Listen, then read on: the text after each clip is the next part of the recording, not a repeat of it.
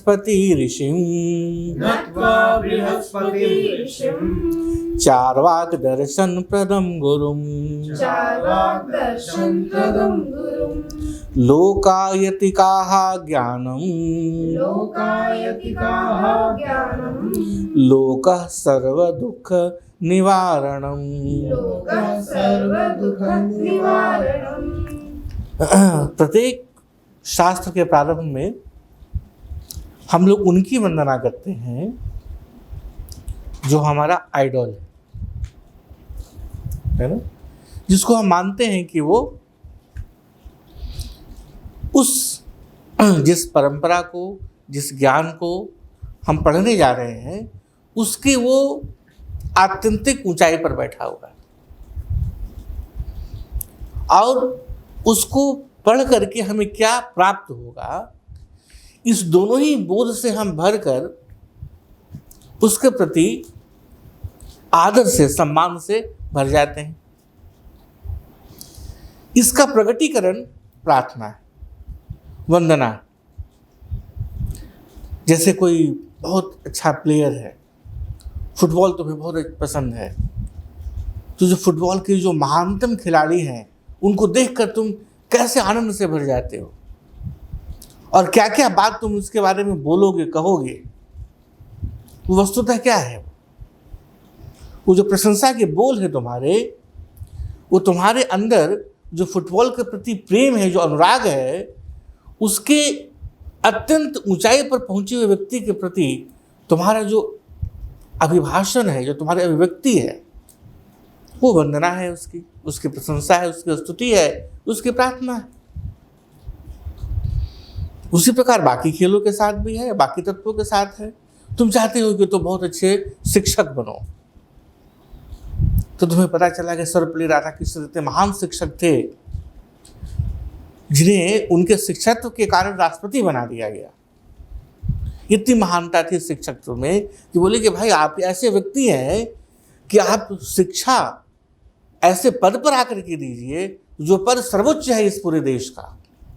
इससे ऊंचा पद नहीं दिया जा सकता किसी व्यक्ति को एक शिक्षक के रूप में।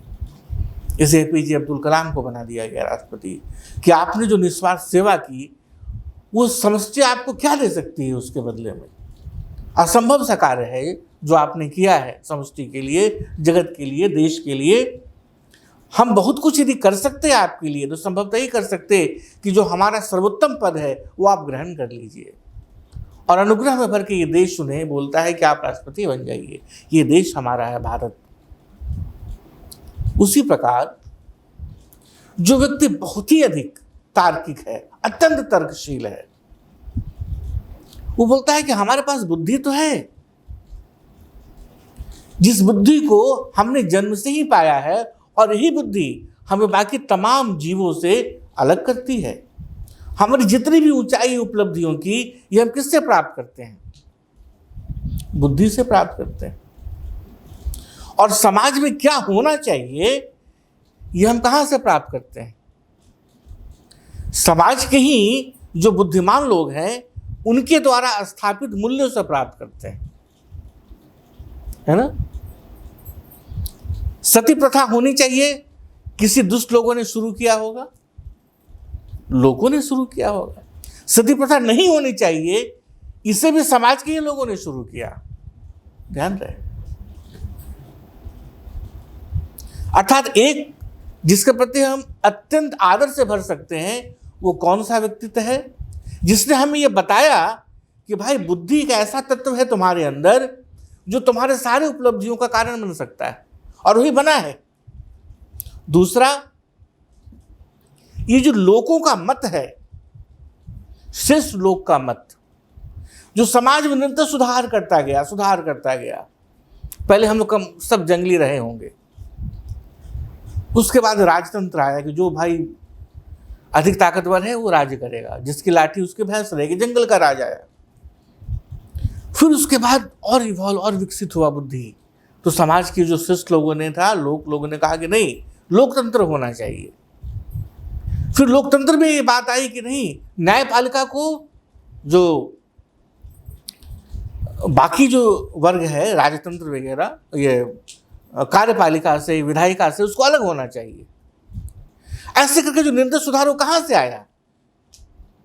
कोई ऊपर से कोई भगवाना करके बताया?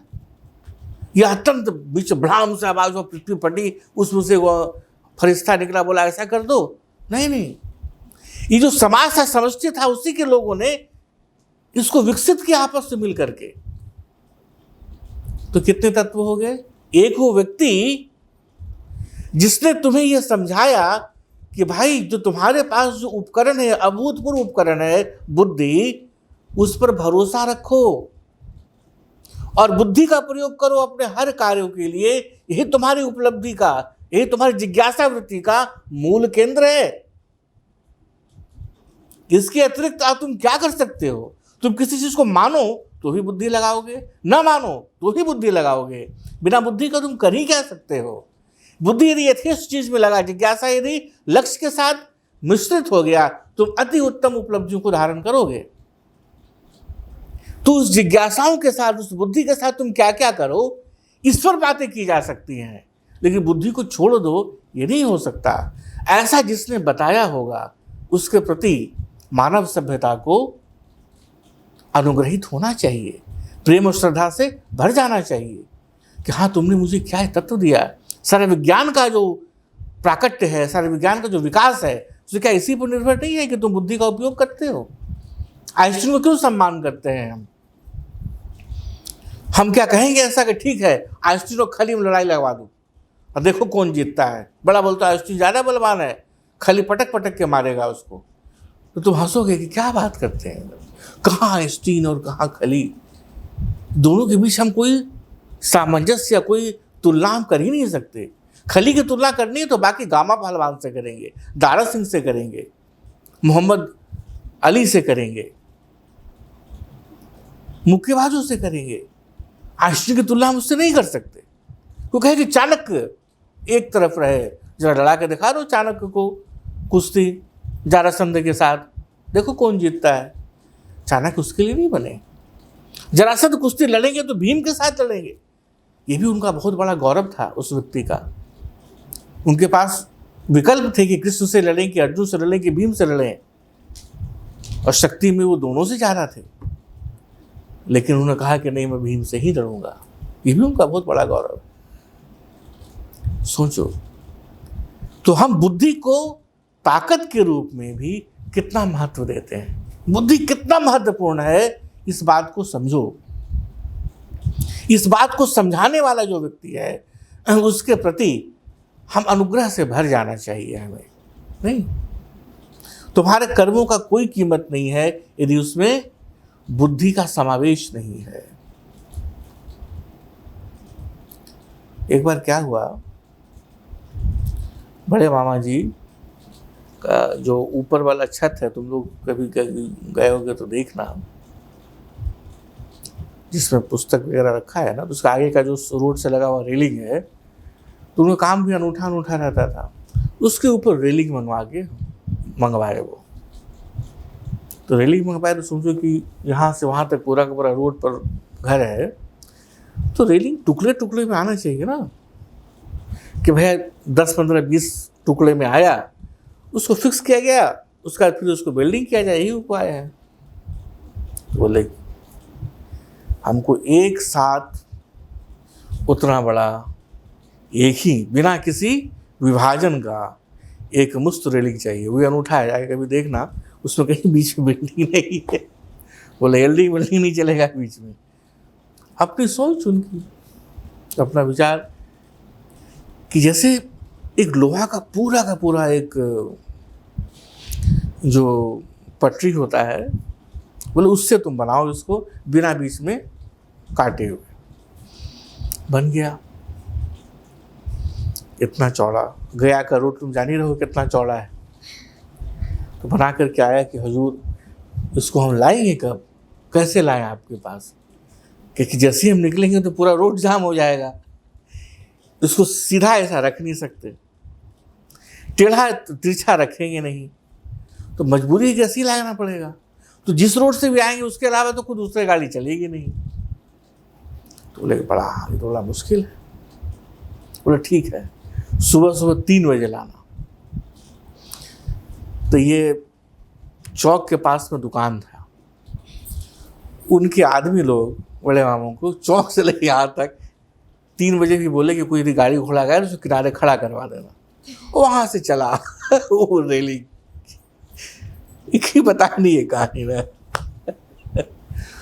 उसका डगमग डगमग करके पहुँच गया। भाई था कौन, आपको ऐसा कोई करेगा कि खड़ा हो यहाँ सो देगा गाड़ी किनारे करो, किसी को उस समय था भाई उनका प्रभाव, लोग प्रेम करते थे कि भाई क्या तो रेलिंग जा रहा है, कहाँ जा रहा है, बच्चे रेलिंग जा रहा है आ गया, आके रखा गया नीचे, बाहर जगह देख रहे हो नीचे रखा गया, नाम मतलब से रखा गया, उसी शेप में रखा गया कि ऐसे उसको उठाया जाएगा और ऊपर उसको फिक्स कर दिया जाएगा। ठीक, तो 3 बजे तक काम हो नहीं सकता, 4 बजते बजते यहाँ आ गया। अब मजदूर मिस्त्री सब आएगा तभी ना होगा, वो लोग आते आते सब तैयार हो गया। तो हम लोग भी पूरा, जो तुम लोग जैसे हम लोग थे छोटे बच्चे, लड़के बच्चे जैसे यूथ पूरा, अब उसमें रस्सी बांधा गया चारों साइड से, मजदूर मिस्त्री, और बाहर लगे कि मेला लगा हुआ है क्या भाई, तो बच्चे लोगों के घर में रेलिंग लग रहा है, तो सब लोग बोला करे इसको काट काटे कहीं रहा, जाके पूछना है बच्चे लोग, उससे पूछिए, हमसे नहीं, जो कहा गया हमने ले आया ऐसे ही उठेगा। अब लीजिए साहब, उसमें सूरज जो था वो नीचे रहे और फिर दौड़ के चल जाए ऊपर, सब अखबार के देखा उसको कहा हुआ, फिर ऊपर से नीचे आए, कभी इधर कुछ बांधे कभी उधर कुछ करे, उछल कूद पूरा का पूरा, लगभग दोपहर होते होते किसी तरह ऊपर आया वो और टंगा, जो सिस्टम होता है बता के मिस्त्री लोग लगे किया। इस पूरे चीज में सबसे अधिक काम यदि कोई किया दौड़ने भागने का तो किसने किया, सूरज ने किया। तो उसके बाद सब लोग बैठा, जो लोग शामिल थे, कि बाप रे बाप सूरज तो गजब काम किया, दौड़ दौड़ का, मतलब समझो कि तुम लोग जैसा बहुत उसमें अभिषेक है साहब, लंबा चौड़ा तगड़ा लंबा, कभी ऊपर कभी नीचे, कभी दौड़ा कभी भागी, कभी चिल्लाना कभी चीखना, जो ये प्रपंच उस प्रकार का किया, लगा कि अभूतपूर्व, उसके बिना तो काम हो ही नहीं सकता था, जो कर दिया। तो बड़ा मामू हंस के बोलते हैं कि देखो इसको कहते हैं शो बिजनेस, करना धरना कुछ नहीं, दिखाना दुनिया भर का। वो जब ऊपर जाता था, क्यों जाता था कुछ पता नहीं, ऊपर से नीचे आता था, क्यों आया कुछ पता नहीं, कभी रस्सी में ऐसा बांधा जो पहले से बंधा हुआ है, उसको क्या कर रहा है चूंकि पता नहीं, कोई रस्सी को खोला जो पहले से सब खोल रहा है, उसको क्यों खोला पता नहीं, कभी किसी को हिला रहा है, सब ठीक है, क्यों हिला रहा है पता नहीं, बुद्धि का कोई उपयोग नहीं, खाली शरीर दौड़ा रहा है, क्यों, लगे कि हमें बहुत काम किया, बिना बुद्धि का काम कोई मतलब नहीं। फ्लैश किया हम लोग के माइंड में, बेचारा सूरज भी सामने, उसके पीछे बैठ नहीं बोले, सब उसके सामने बोले, तो सूरज तो वो बहुत सब लोग मानता, लोग भी खूब हंसा, बोला भी हमको कि हम चाहते थे कि लोग समझे कि सबसे अधिक काम हम किए, इसलिए हम ऐसा कर रहे थे। दैट इज द पॉइंट, उसमें सफल रहा। आज तक भी तुमको भी जाके उधर पूछना बड़ी मामी से, चाहे सबको ही घटना याद है होगी, तो सब लोग बोलेगा सूरज बड़ी काम किया था उस दिन, उसने बिना बुद्धि लगाए हुए जितना दौड़ भाग किया, उस काम का कोई मूल्य नहीं था, क्योंकि कैसे उसको ऊपर लाए ये सूरज डिसाइड नहीं कर सकता था, इतनी अकल नहीं थी उसके पास उस समय, उसको कैसे खींचा जाए, क्योंकि कुआं से पानी तो भरना नहीं, खींच लेना ऊपर, उसको ऐसे लाना है कि रखाए और सीधे फिक्स हो जाए।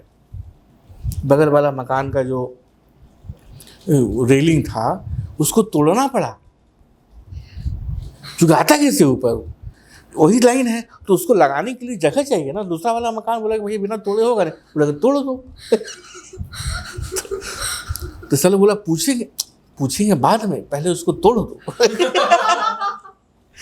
तो उसको जब टूट गया तो वो लोग आया, टूट गया, अच्छा टूट गया उसको बनवा देंगे। और क्या चाहिए ना, होता है मकान बनने में, कभी टूट जाता है, फूट जाता है, उसको बनवा देंगे। उसको बनवा भी दिए। उसके बाद उन लोग ऐसे करके भाला लगवा लिया कि किसी हालत में इधर से घुसे नहीं कोई। ये कहा अच्छा काम किया। तो वो जो है उसके बाद जो दूसरा तल्ला बना, तो आकर बोला प्रभु इसमें हम लोग को काट काट के लावे दीजिए, उपाय नहीं है, बहुत मुश्किल होता है। तो मान गए। जो छत वाला है उसमें तुम देखोगे कि अलग अलग है, लेकिन नीचे वाला एक सलगा। तो बुद्धि इतना महत्वपूर्ण है कि तुम्हारे श्रम का कोई कीमत नहीं है यदि उसमें बुद्धि का प्रयोग नहीं है। जैसे तुम देखो, तुम्हारा मकान बन रहा है, कौन बनाता है मकान? मिस्त्री मकान बनाता है, मजदूर मकान बनाता है, राजमिस्त्री मकान बनाता है। और ध्यान से सोचने के बाद, राजमिस्त्री किस सीमा तक जानता है कि उसको क्या करना है? मकान को बनाने के लिए सबसे पहली संकल्पना किसके मन में आई थी? घर बनाने के लिए जिसका घर है, जो मकान का स्वामी होने वाला है, उसने सोचा कि मुझे मकान का स्वामी होना है। ये विचारण कहाँ आया? उसके बुद्धि में आया। और तब उसने क्या किया? एक ऐसा जमीन लिया जो कि किसी गंजे के सर की तरह खाली, प्लेन। और यदि प्लेन नहीं था उसको प्लेन किया। और तब उस राजमिस्त्री को क्या बोला? आओ आओ यहाँ पर घर बना दो। नहीं, फिर वो गया आर्किटेक्ट के पास। और आर्किटेक्ट को भी नहीं पता है कि क्या करना है हमको। वो बताया कि मुझे ऐसा ऐसा ऐसा ऐसा हमको चाहिए, और ये मेरा स्पेस है 2 फीट बाई 3 फीट का, इसमें हम कैसे अपना पैर रख सके, हमको ऐसा बना दीजिए। आर्किटेक्ट ने जो बनाया उसको लेके वो कहाँ गया? एक ऐसे कॉन्ट्रैक्टर के पास जो उस आर्किटेक्ट के हिसाब से उसको बना सके। और तब मजदूर को बुला के क्या बोला कि बना दो सीधे। बोला कि नहीं, तुम्हें सिर्फ इतना काम है कि ये जो दीवार है ना यहाँ से यहाँ तक, इसमें तुमको ईंटा डाला के राजमिस्त्री को देना है, ये सीमेंट 11 तुम्हें देना है। इसलिए जो मजदूर है उसको हम यदि 600 रुपया देते हैं तो राजमिस्त्री को कितना देते हैं? 900 रुपया। क्यों? जबकि ज़्यादा काम तो मजदूर कर रहा है बेचारा, वो सीमेंट और बालू और छरी से मिला रहा है, और राजमिस्त्री बैठा हुआ चुपचाप, लाओ भाई ईंटा लगाता है, ईंटा ही बोलता है लगाओ, उसको देखता है। क्यों? क्योंकि उसके श्रम के साथ बुद्धि मिलना शुरू हो गया।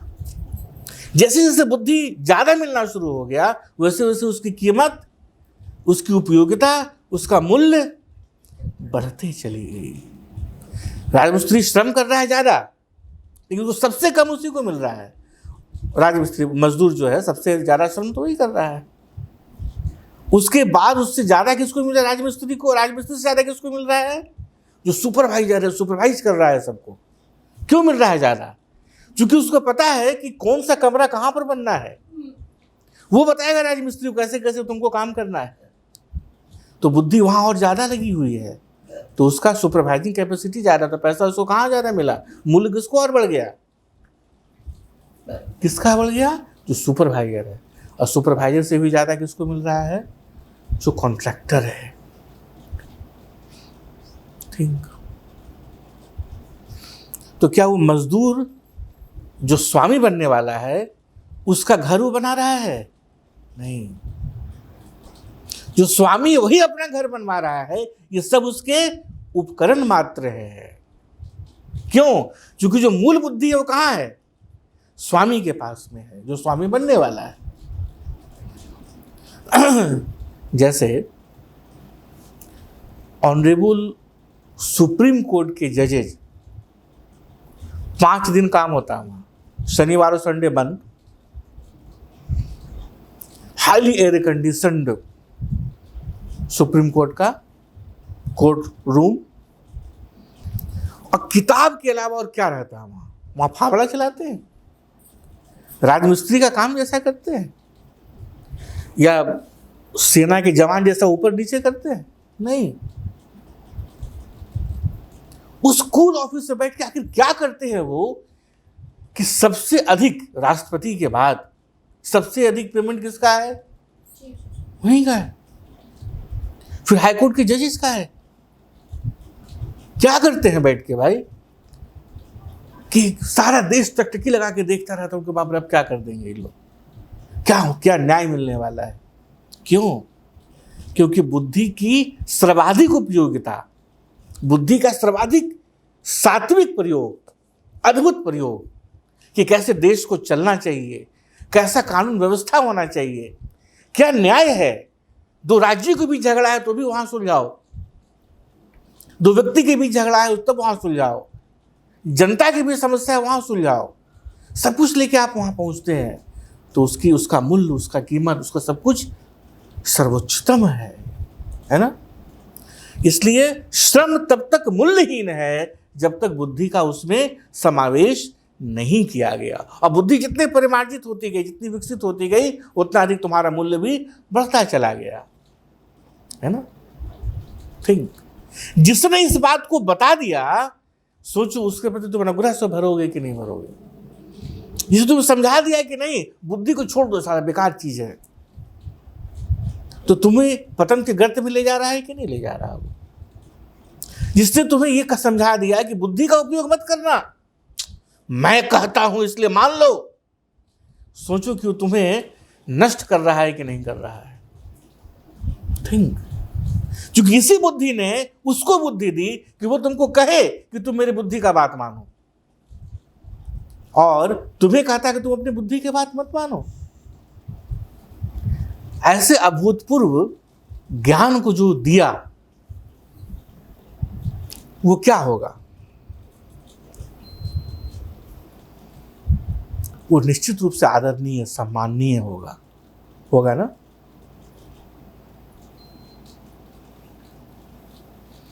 इसलिए जो सबसे पहला जो पद है इस श्लोक का, वो क्या है? नत्वा बृहस्पति ऋषिम, कि हे बृहस्पति ऋषि, आपको प्रणाम है। क्यों? क्योंकि आपने ऐसा दर्शन दिया, चार्वाक दर्शन प्रदम गुरुम, कि आपने ऐसा दर्शन दिया जो चार्वाक दर्शन। क्यों? क्योंकि लोकायतिकाः ज्ञानम, लोकः सर्व दुख निवारणम, लोकायतिकाः ज्ञानम, कोई ऐसा ज्ञान नहीं जो कि आकाश में अचानक विस्फोट हुआ और ऊपर से घरा घरा घरा घरा घरा करते हाथ में पुस्तक लेके नीचे आकर दिखा दिया, ये पुस्तक, इसको चलो तुम लोग फॉलो करना चुपचाप। लोकायतिकाः ज्ञानम, किसी भी ऐसे ज्ञान की तुम बात करो, क्या वो ज्ञान यही लोगों के द्वारा सृजित किया हुआ नहीं है? चाहे वो नीति शास्त्र हो, चाहे राजनीति शास्त्र हो, चाहे वो अर्थशास्त्र हो, चाहे चिकित्सा शास्त्र हो, तुम किसी भी शास्त्र की बात कर लो, क्या वो शास्त्र इन्हीं जो लोकाय है, जो लोक हैं, उन्हीं लोगों के द्वारा दिया हुआ नहीं है? कोई ऐसा ज्ञान नहीं है जो ऊपर कहीं आकाश में बैठा हुआ फरिश्ता आकर के तुम्हें दे गया हो। यदि ऐसा कोई फरिश्ता है भी, तब भी तुम्हारे पास जिसने इस ज्ञान को दिया वो एक व्यक्ति था जो तुम्हारे और हमारे जैसा था। उसने कहा कि मुझे फरिश्ता मिला, मुझे ईश्वर का ऊपर से टेलीग्राम आया, रिवोल्यूशन हुआ। लेकिन जो व्यक्ति ऐसा बोल रहा है वो भी लोक का ही व्यक्ति था। तो बोले कि हम जो लोगों का वो ज्ञान जो किसी प्रकार के चमत्कार से निरपेक्ष है, किसी प्रकार के ऐसे तत्व से निरपेक्ष है जो हमारी तर्कशील बुद्धि में प्रवेश नहीं करती,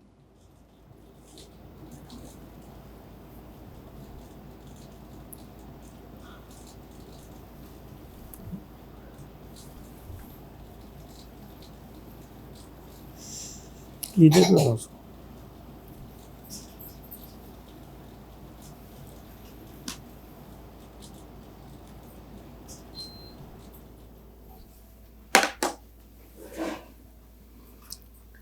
जो किसी प्रकार के ऐसे बुद्धि के, जैसे यदि कोई व्यक्ति तुमसे अचानक कहे कि जानते हैं भाई, हम ही तुमको बोले कि हम लोग जब भी पाठ पढ़ रहे हैं, चारवाक दर्शन हम लोग पढ़ रहे हैं, तो चारवाक का दर्शन को कुछ ठीक से हम अर्थ नहीं बता पा रहे थे, तो अचानक बृहस्पति महाराज ऋषि स्वयं प्रकट हो गए यहाँ पर और हमको डांटे, क्या तुम अनाप शराब समझा नहीं पाते हो ठीक से।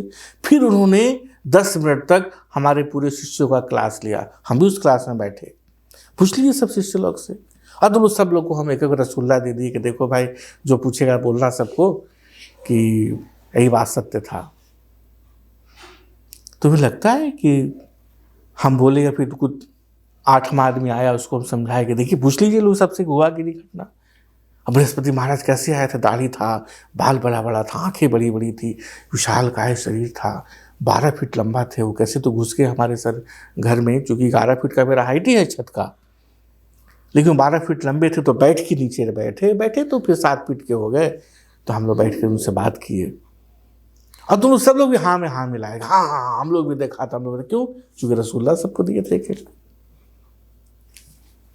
और उसके बाद कहेंगे यदि ये बात आप नहीं मानते हैं तो तुम जो व्यक्ति इस बात को नहीं मानेगा सबका सब जहन्नुम में जाएगा, और नहीं तो सबको हम काट देंगे।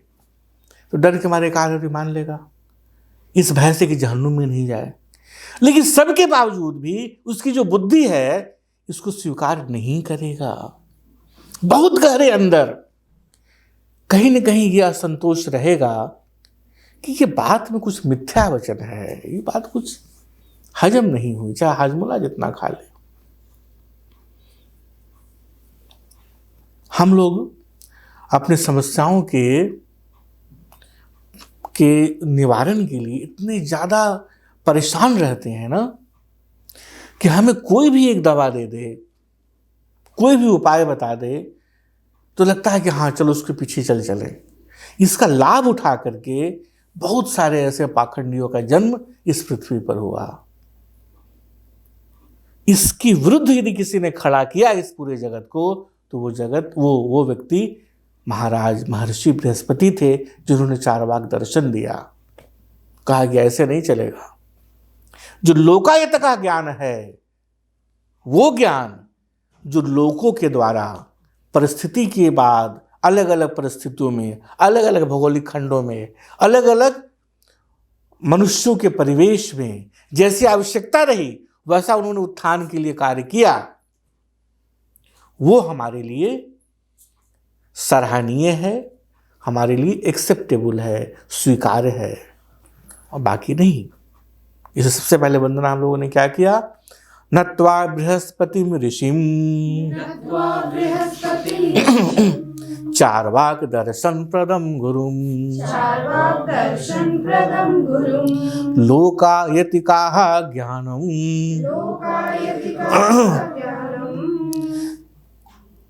लोकः सर्व दुख निवारणम।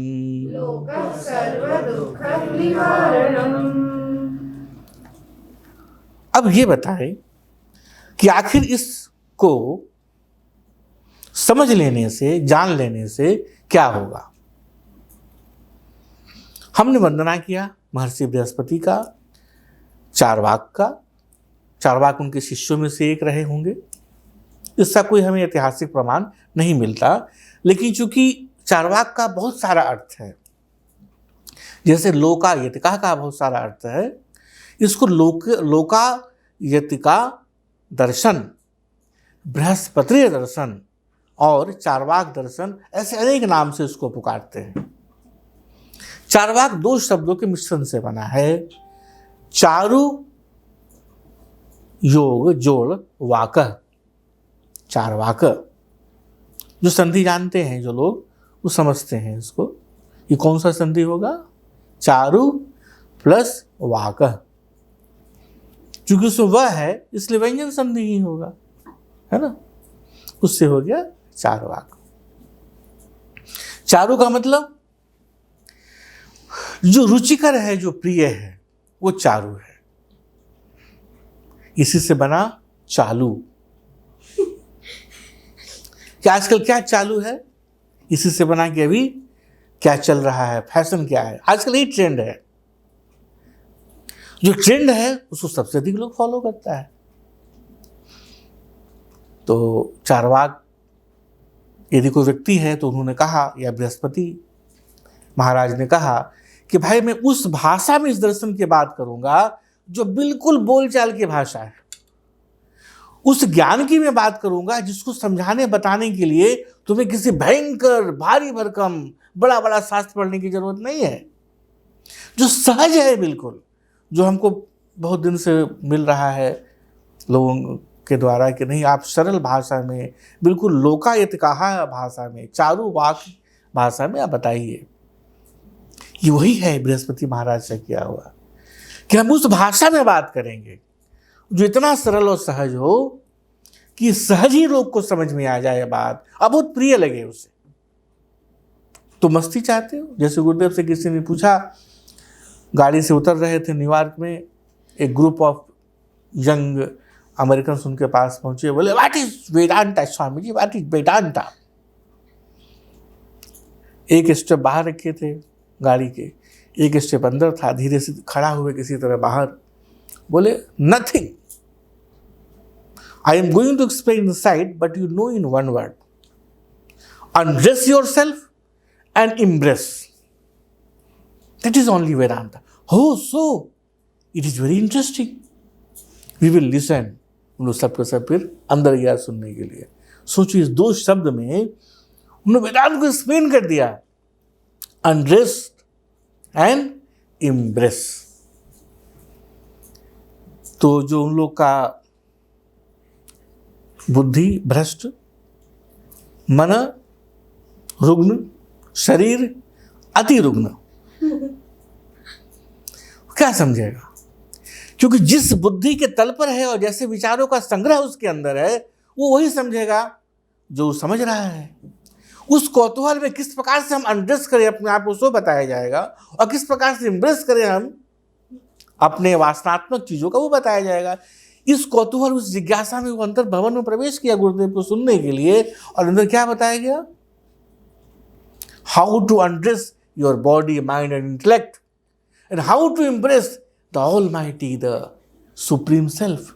बेचारा कंफ्यूज हो गया। उसी तरह बोले क्या, ये चारु वाक है, जो सहज सबको समझ में आए मैं उसी के बात करूंगा। खाना पीना है खाओ, दौड़ना है सुख के पीछे दौड़ो, धन चाहिए ले लो, लूट लो, पकड़ लो, सब कुछ कर लो। ये भाषा तो समझ में आएगी तुम्हें।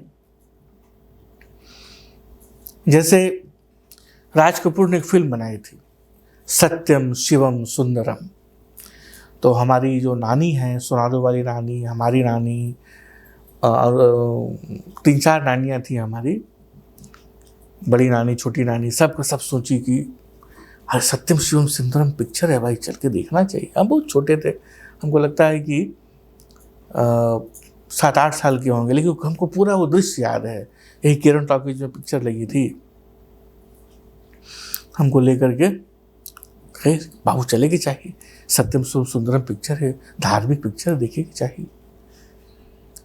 अरे राम, जो शुरू हुआ पिक्चर, अब बहुत धार्मिक, सब लोग जो है ना, सुबह से लेकर रात तक पूजा के अलावा कोई दूसरा काम नहीं था हम लोग का। सुबह जैसे 5 बजे उठ जाना, उसके बाद एक एक जो देवता थे भगवान का, अलग अलग प्रकार की मूर्तियां थी, पूरा का पूरा संग्रहालय था हमारे घर जो है सो भगवान का, अभी भी है। उसमें तरह तरह के शिवलिंग थे, इतना छोटा फिर इतना फिर इतना। हनुमान जी भी तरह तरह के, वो वीर रस में, एक उदास में, एक मित्र भाव में, एक संजनी बूटी लाते हुए, तरह तरह के। वहाँ मंदिर जो है वहाँ तो लगता है 50 बार, लोग रहते नहीं ना है हम लोग वहाँ, तो 50 बार मूर्ति जो है सला के रखा गया। तो मूर्ति इतना कीमती लोग खरीदते थे कि मूर्ति लेके भाग जाए सब। तो अभी जाकर जो बड़ा हूँ जो लास्ट में ला के रखे हैं वो कुछ सस्ता लाए, तो अभी है बचा हुआ, लेकिन धीरे धीरे जब वो भी महंगा होगा तो उसको भी सब ले जाएगा। तो वो पूरा का पूरा कार्यक्रम था। वो भी कैसे, और जो विधान बताते हैं, जैसे शिव जी का यदि उपासना करना है, दिया जलाना है ना, आरती करना है, तो हम लोग कोई भी दिया अपना जला लिए सब। हमको बताने में भी थोड़ा सा भय लगता है कि पता नहीं तुम लोग उसको पकड़ नहीं लो। तो शिव जी को जो दिया जलेगा, उस दिया के पूरे बनने की जो प्रक्रिया है वो बिल्कुल भिन्न है जो विष्णु भगवान का बनेगा। दिया की केवल बात कर रहे हैं, बाकी का छोड़ो। जो गणेश जी का बनेगा वो भिन्न है, जो हनुमान जी का बनेगा वो भिन्न, सबका अलग अलग। सरस्वती माँ का बनेगा भिन्न है। उदाहरण के तौर पर केवल एक बताते हैं, शिव जी का है, और यदि सोमवार है तब वो 11 छोटे छोटे बत्तियों से वो बनेगा बत्ती उसका, और उसमें जो घी है वो 11 बार डाला जाएगा। उसमें भी चूंकि सोमवार है तो जो पहला बत्ती है वो बड़ा रहेगा, और बाकी उसके बाद छोटे छोटे बत्तियां उसके बाद रहेंगी। यदि मंगल है तो दूसरा वाला बत्ती बड़ा रहेगा। सोचो वो बारीकी जो विधान है। हम एक उदाहरण दे रहे हैं। इस प्रकार से जो पूजा पाठ में निमग्न रहने वाली हमारी नानी श्री थी, वो लेकर सत्यम शुभम सुंदरम लगा है, चलो देखने चलते हैं। केवल नाम मात्र से ये उल्टा हो गया। लगता है कि आधा घंटा पिक्चर चला होगा, मुझौसाते हैं पगला जैसे कौन कौन तरह की पिक्चर बना भाई, चलो रे। हम लोग को पकड़ करके फिर घरे बगे भाषा में बोल के चलो घरे चलो। अरे जब वो जो गाना आया ना वो वाला, पनघट पर मेरे क्या है, मतलब जो भी था गाना, विचित्र गाना था, इतना शानदार अद्भुत गाना, और क्या दृश्य है, मतलब क्या समावेश है राज कपूर जी का भी, वो मानना पड़ेगा। अब अत्यधिक आध्यात्मिक हो गए वहाँ पर, इतना आध्यात्मिक कि जो गुरुदेव कहते हैं अनड्रेस और इम्प्रेस कंप्लीट सामने दिखाई दे रहा है। वो बात थी। तो सब हम लोग कभी नहीं देख, वो ऐसा मलाल मेरे अंदर रहा उस पूरा पिक्चर को देखने का कि आज तक हम पूरा पिक्चर नहीं देख पाए। सोचो हम जिससे 5-6 साल के 7 साल के होंगे, कितना वर्ष हो गया, हम आज तक पूरा पिक्चर, हम हमेशा सोचते उसको पूरा हर हाल में देख के रहेगा। मैं काहे को देखेंगे भाई, जब लगाते हैं तब कुछ न कुछ कारण से छूट ही जाता है। प्रारब्ध है, बचपन से प्रारब्ध था कि तुम पूरा नहीं देखोगे। अब समझो कि चारुवाक जैसे सत्यम शिवम सुंदरम से उसने धार्मिक लोग को बुला लिया दिखाने के लिए और दिखा दिया कुछ और, उसी प्रकार चारवाक ने क्या किया, उल्टा काम किया। बृहस्पति ने क्या उल्टा काम किया, तुम्हें जो समझ में आता है आ जाओ, यहाँ आने के बाद तो कुछ और दिखेगा। जैसे एक आदमी बेचारा मरा तो उसको यमदूत ले गया ऊपर स्वर्ग में, उन्हें स्वर्ग नहीं नरक जो भी कहे, यमराज के पास पहुंचाया। वहाँ पर महाराज कायस्थों के जो चंद्रगुप्त महाराज थे, चित्रगुप्त महाराज वो बैठे हुए थे। वो लेके ऐसा करो कि ये ऐसा कर्म करके आया है कि इसे इस बात की आज़ादी है कि खुद चयन कर ले कि कहाँ जाएगा, स्वर्ग जाएगा कि नरक जाएगा। इसको एक बार दिखा करके चले आओ। तो गया दिखाने के लिए, तो गुजरा वास्ते से, बोल देखो भाई यही नरक है सामने देखो। दिखा कि अरे बाप, ऐश्वर्या, दीपिका, कैटरीना कैफ, ऐसी तमाम विश्व सुंदरियां वहाँ अद्भुत नृत्य कर रही हैं, गाना बजाना हो रहा है, मतलब शराब का चश्मे बह रहे हैं, वो अद्भुत नृत्य, गायन, वादन, खाने का विभिन्न प्रकार, अद्भुत मौसम, अद्भुत सब कुछ अद्भुत। बोले अच्छा ठीक है, तो स्वर्ग तो इससे भी बेहतर होगा। स्वर्ग की तरफ दिखाया तो देखा वो क्या कि सब बैठ के वहाँ कोई तप कर रहा है, कोई साधना कर रहा है, कोई कुरान पढ़ रहा है, कोई गीता पढ़ रहा है, कोई बाइबल पढ़ रहा है, कोई जप कर रहा है। ये सब सारा बड़ी मुश्किल से हम अपने जीवन में छोड़ करके आए हैं यहाँ कि कौन फेरा में पड़े, फिर आके यही काम करना है हमको, हमने क्या नहीं। वो लौट के आके चित्रकूट महाराज जी के पास बोला कि ऐसा है कि हमको जरा नरक वाला ही ठीक है, छोड़िए स्वर्ग वगैरह आप लोग रखिए अपने पास में। बोला ठीक है।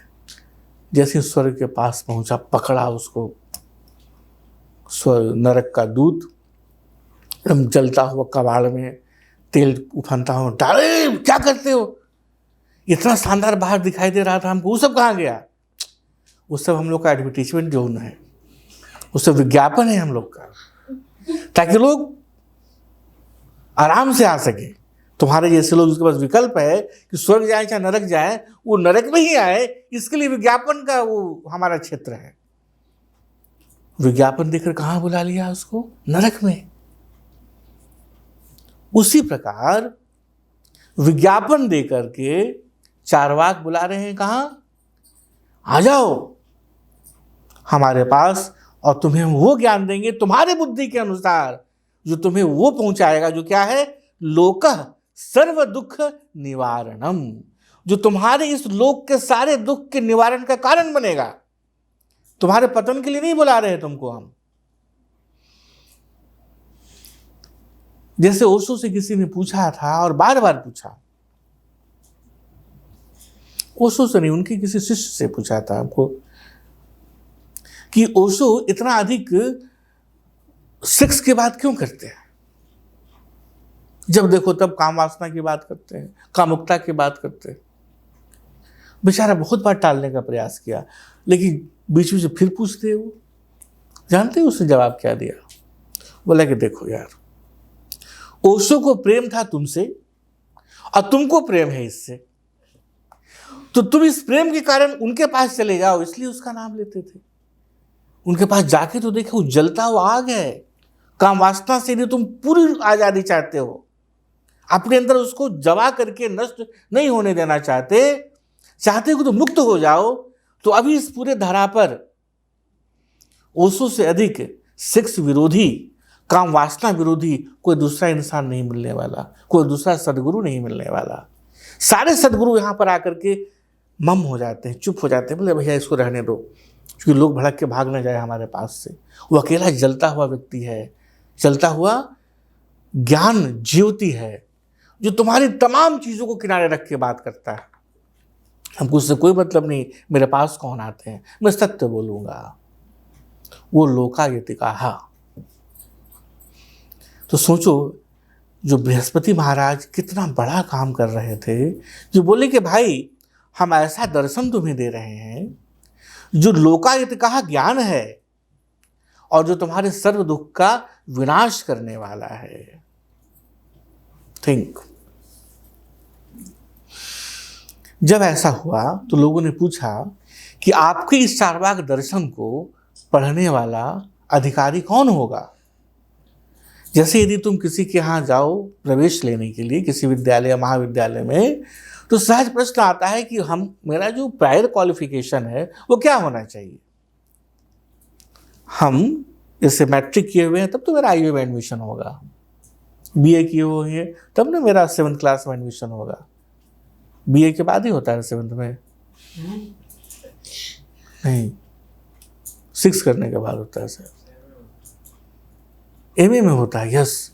इसलिए बार बार पूछते हैं कि ऐसा ना बात करते करते तुम्हारी बुद्धि इसके बारे में चारवाक बात कर रहे हैं, कहीं और तो नहीं रखी हुई है। तो बोले कि भाई इसका क्वालिफिकेशन क्या होगा कि आपके इस दर्शन में प्रवेश करें?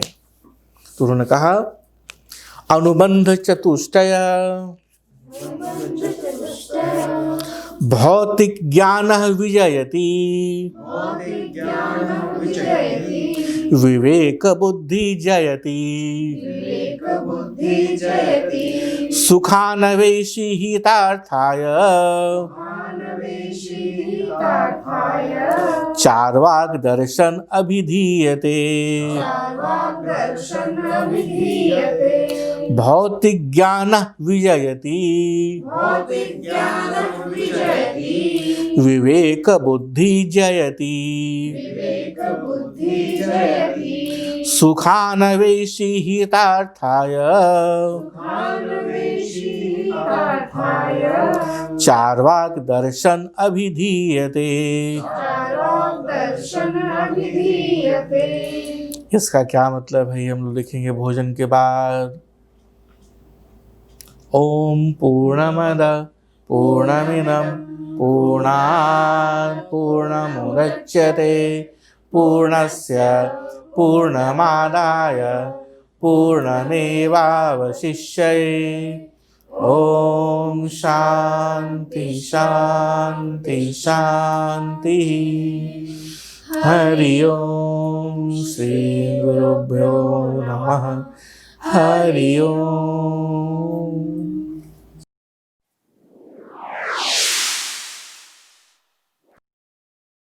यदि आप हमारे साथ हैं, पेटीएम या गूगल पे पर हमें सहयोग दें ताकि यह काम और बेहतर हो सके तथा जारी रहे। To support us, donate us through Paytm और Google Pay so that this work may continue and improve.